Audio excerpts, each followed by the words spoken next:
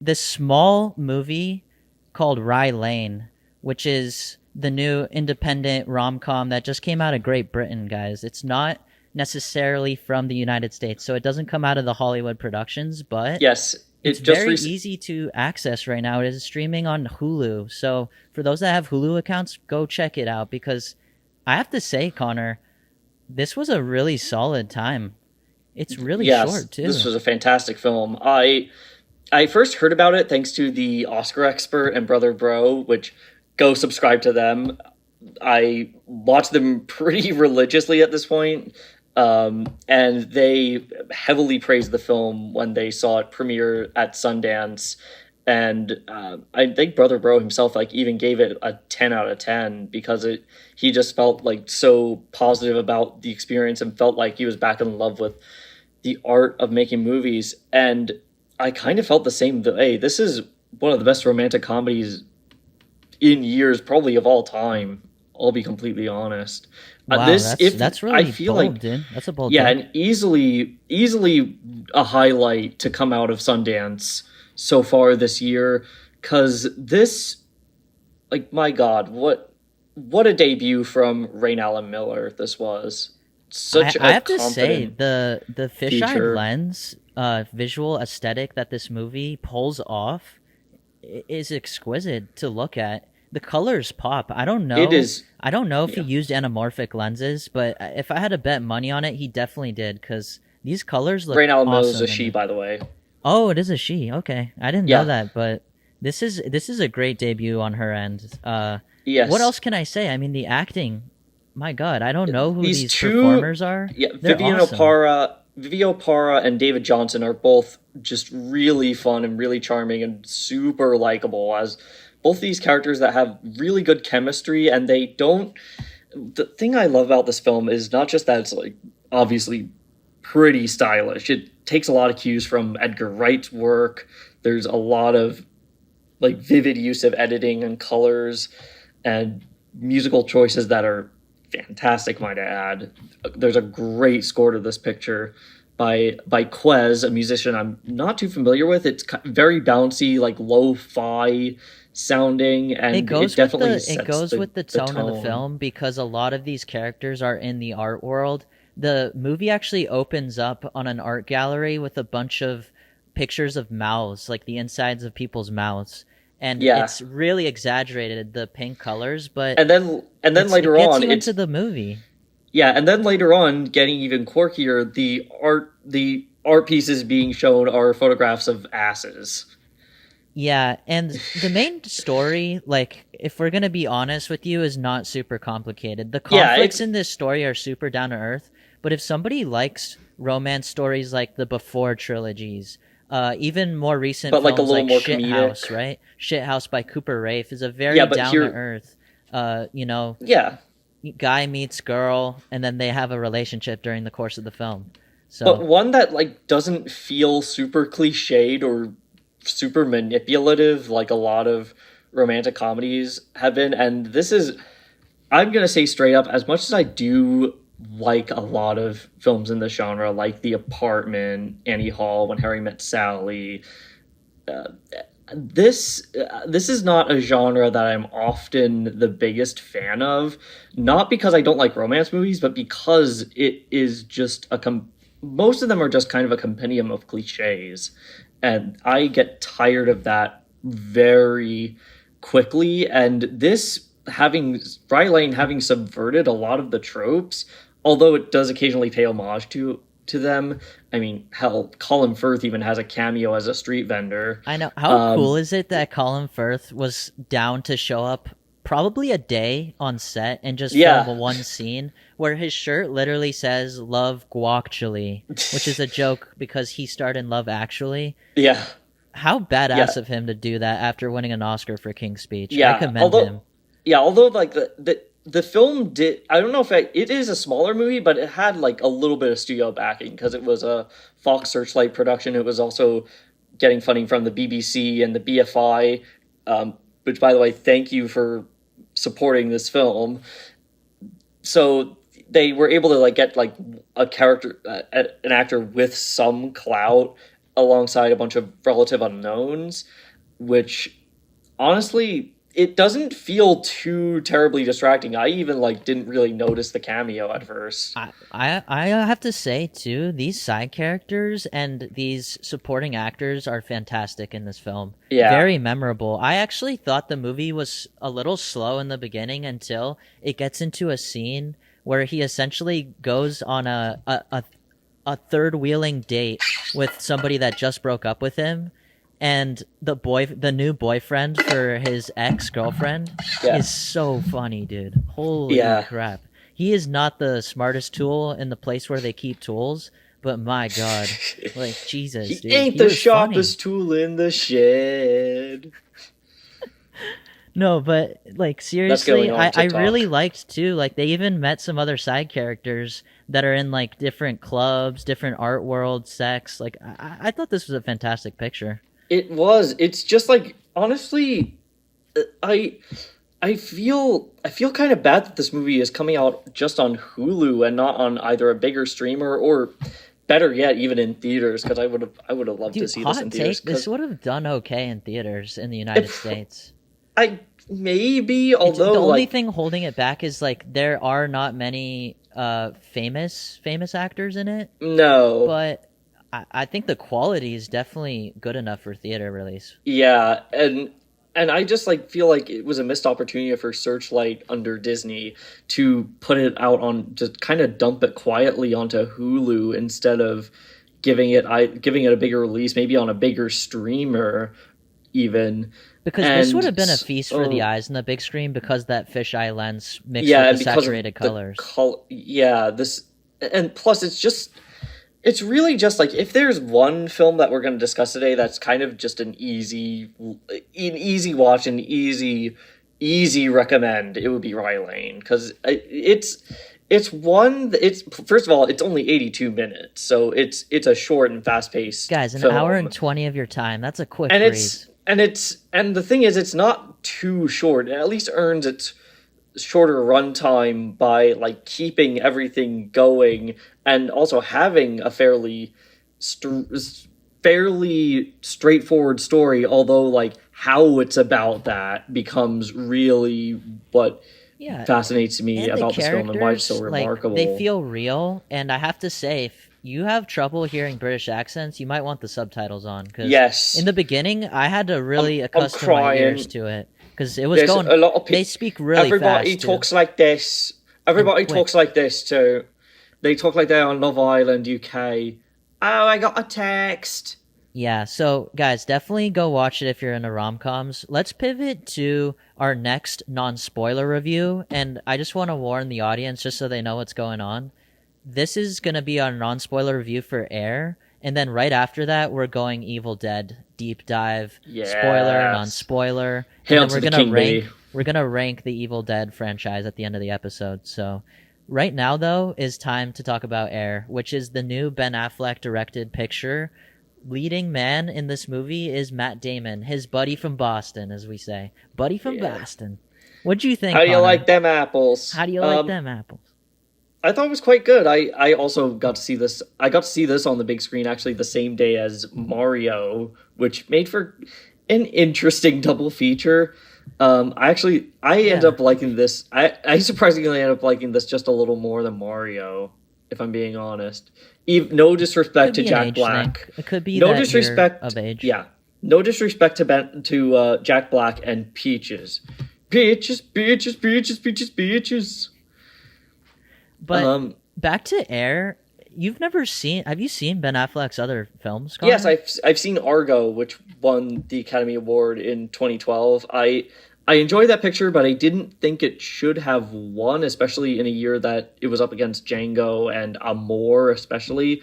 I know you've wanted me to watch this, but I need to see Gone Baby Gone, which I've heard is Yeah, great. the reason I ask this is because I kind of want to go into Ben Affleck's career because I think it culminates into the backstory of this movie. So, Ben Yeah, Affleck, as most people know, is a very prolific actor in the Hollywood industry that started in the early 90s, and yeah, he ended up winning an Oscar for Good Will Hunting, and then his career goes downhill, right? Tabloids to the wazoo. I don't even And want to go Reindeer into it. Games. Yeah, He and like was the bomb people, in yeah, and Phantoms. Jiggly Yo, didn't do too hot with the critics. I'm just gonna be honest.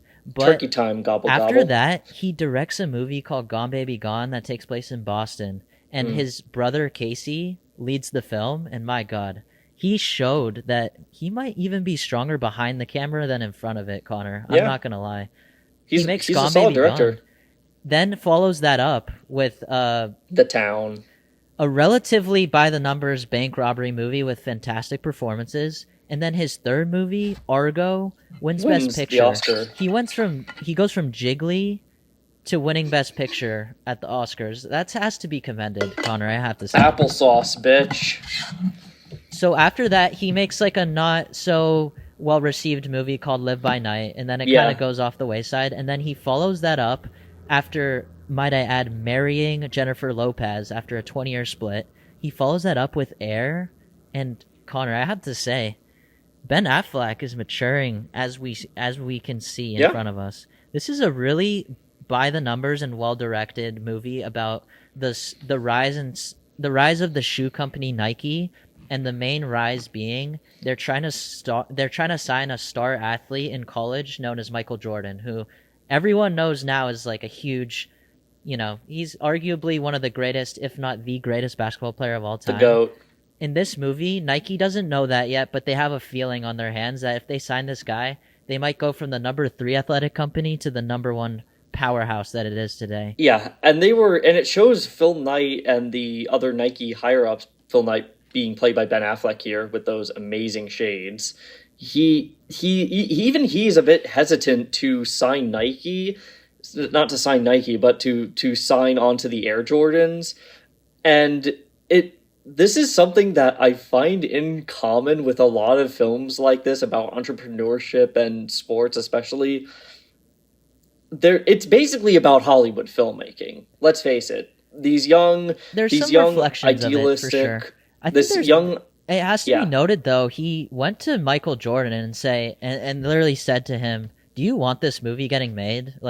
And then Michael gave his blessing and said, the only stipulation I have if you make this is I want Viola Davis playing my mom because she's a fantastic yeah. actress." And honestly, she's a standout in this film, alongside a pretty solid ensemble, including Matt Damon, Chris Tucker, even Chris Messina, who's very funny in the film.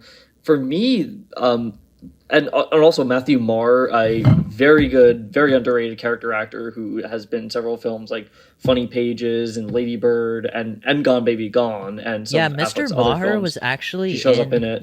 Yeah, he was in Gone Baby Gone because I think he has some Boston connections that are similar with Ben Affleck. Baston. Yeah, and he's Yeah. he's he's great, dude. He's Yeah, fantastic. he's essentially the creator of the creator and designer of the actual shoe in the story. But for me, Viola Davis might be the standout. She was excellent as Jordan's Yeah, mother. I have to say though, a lot of the sports speeches that you need in a sports movie, that's kind of the name of the game, guys. Uh, Yeah. some of these sports speeches work because Matt Damon's delivering these really cheesy lines, but I don't know, dude. It was somehow working for me. And I Matt have to Damon. say, this movie, if you love the 80s like music and the vibe, it gets it down correctly. Yeah. And One kind of stipend I have to say though is it did overuse it at times. yeah, I felt like it was starting after a while. It did start to become one of those. Hey, look! It's the '80s, and we need to show that. Let's play Bunny for Nothing and show clips of Ronald Reagan, and show off the old like VHS technology, or else people won't know it's the '80s, and that like annoys me in a lot of modern pieces of media that take place in the time period. I don't think they need to use that many already famous '80s songs to. It felt distracting after a while, really. I wouldn't disagree with you, but I have to say some of the needle drops in this film work for Some me. are alright. Yeah. I also want to mention that Robert Richardson as the cinematographer, who's a common collaborator with Tarantino, for those that know. I actually did And with like his. Scorsese. I liked this kind of all the President's Men kind of aesthetic, office aesthetic it was going for. What did Yeah, you kind think, of Connor? minimalistic. What did you think, Connor? I think it worked for the subject matter because it's obviously largely set. It's not really like a full on chamber piece, but it's set mostly indoors during business meetings, and they managed to pull it off and make it not boring, just like all the President's Men. But one thing that did bother me was that, considering again, like Academy Award winning and nominated cinematographers and editors were behind this, Mm. some of the cinematography and editing was surprisingly messy in this film.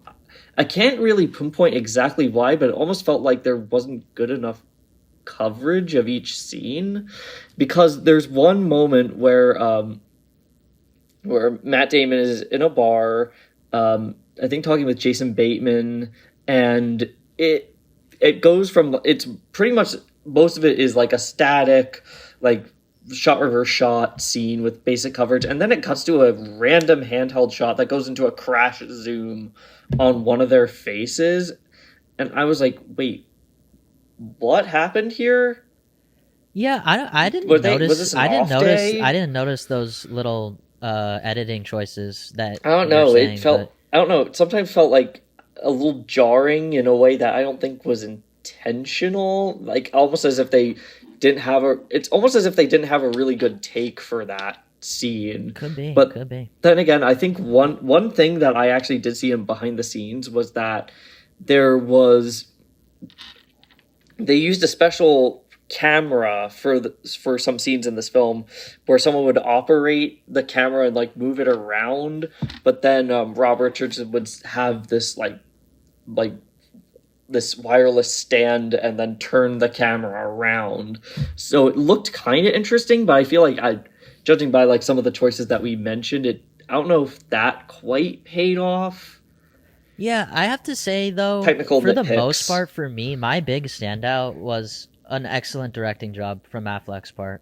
Yeah. I didn't notice those small little tweaks that you had, but I did notice this. This movie does not have a ton of action in it, and is still No. making people talking in a room entertaining. So, Exciting. Yeah.